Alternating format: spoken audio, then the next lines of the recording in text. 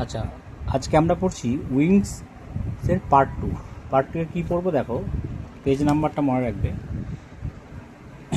Page number হচ্ছে 80, ঠিক আছে? এই যে 80 নম্বর পাতা।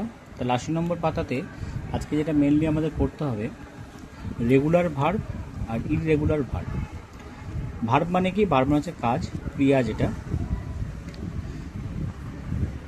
তাহলে দেখো এখানে সুন্দর করে লেখা আছে যে আমাদের বইতেই, যে সকল ভার্বের শেষে ইডি যোগ হয়, ইডি যোগ করে পাস্ট টেন্স করা হতে হয়।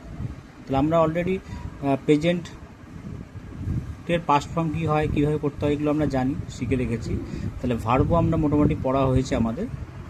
তো এবার ভার্বের আমরা পড়ছি কি রেগুলার ভার্ব আর ইররেগুলার ভার্ব। তা রেগুলার ভার্বস বলতে কি, যে সকল ভার্বের শেষে ইডি যোগ করা হয় সেগুলো হচ্ছে রেগুলার ভার্ব।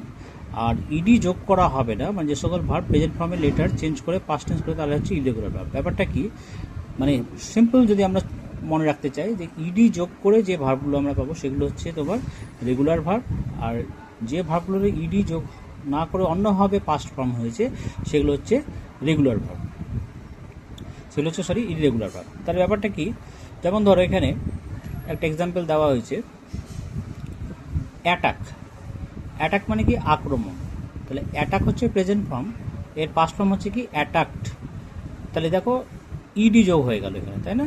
তার মানে এইটা হয়ে গেল তখন আমাদের কি, এই ইডি যোগ হয়ে কী হবে? Regular verbs. তাহলে এটা হয়ে গেল আমাদের রেগুলার ভার্বস। কিন্তু যদি আমরা বলি গট, এই দেখো গট, জিওটি গট, তাহলে গট মানে কি? পেয়েছিল। তাহলে গট হচ্ছে পাস্ট ফর্ম, এর প্রেজেন্ট ফর্মটা কী ছিল আমাদের? গেট। তাহলে জিইটি গেট, গেট ছিল প্রেজেন্ট ফর্ম, পাস্ট ফর্মে কিন্তু হয়ে গেল জিওটি গট, মানে কোনো ইডি যোগ না করে অন্যভাবে ভার্বটা ফর্ম করলো। তাহলে এই ভার্বটাকে বলবো আমরা ইররেগুলার ভার্বস, ঠিক আছে? তাহলে এই হচ্ছে আমাদের basic concept, regular verbs are irregular verbs. Activity 7টা আমি বুঝিয়ে দিচ্ছি, অ্যাক্টিভিটি 7টা তোমরা করে রাখবে। আর এই রেগুলার ভার্ব আর ইররেগুলার ভার্ব যা বললাম, এর ওপর আমি কিছু করতে দেবো, ঠিক আছে? মোবাইলে পাঠাবো, তোমরা কিন্তু করে রাখবে ওয়ার্কশিটগুলো। তাহলে দেখো এখানে একটা প্যাসেজ দিয়েছে, তাহলে প্যাসেজটা পড়ে আমাদের করতে হবে।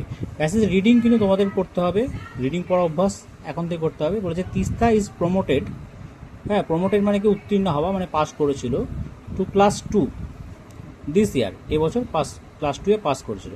C studied hard and scored good marks in all subject, মানে কঠোর পড়াশোনা করেছিল, পরিশ্রম করেছিল, যার জন্য প্রত্যেক সাবজেক্টে ভালো নম্বর সে পেয়েছিল। সি গট হার্টি সাপোর্ট, মানে এটাকে বলে কি? হার্টি সাপোর্ট হচ্ছে কি? তাকে সমর্থন করা, মানে ভরা সমর্থন করা, ফ্রম হার টিচার, টিচাররা তাকে খুব অ্যাপ্রিসিয়েট করেছিল, সমর্থন করেছিল। Her parents are also happy with her result. Her uncle gave her story book as gift, যার জন্য তার কাকা তাকে একটা গল্পের বই দিয়েছিলেন। তাহলে এখানে আমাদের খুঁজতে হবে যে রেগুলার ভার্ব কোনগুলো, ইররেগুলার ভার্ব কোনগুলো। তাহলে রেগুলার ভার্ব আমরা অলরেডি শিখলাম, যে ভার্বগুলোর সঙ্গে ইডি যোগ হয়েছে। তাহলে দেখো এখানে প্রমোটেড, তাহলে প্রমোটেডে ইডি যোগ হয়েছে, তাহলে এটা একটা রেগুলার ভার্ব হতে পারে। আরও হতে পারে দেখো স্কোর, স্কোর থেকে কি হয়? স্কোর্ড, ইডি যোগ হয়েছে, তাহলে এটা একটা রেগুলার ভার্ব হবে, রেগুলার ভাবে। তাহলে আমরা এখানে স্কোর্ড লিখবো। আর আছে কিছু, দেখো ভালো করে,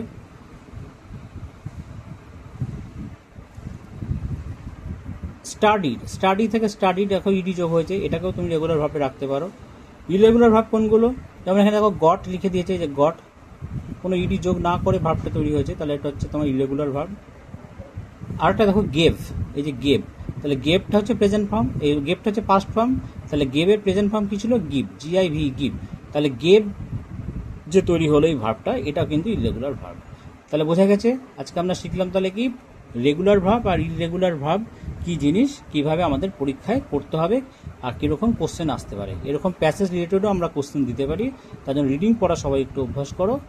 আর এই রেগুলার ভার্ব ইররেগুলার ভার্বের আরও কিছু তোমাদেরকে আমরা করতে দিচ্ছি, ওটা তোমরা করে বাড়িতে প্র্যাকটিস করবে, কিছু ভুল হলে তখন আমাদের দেখাবে।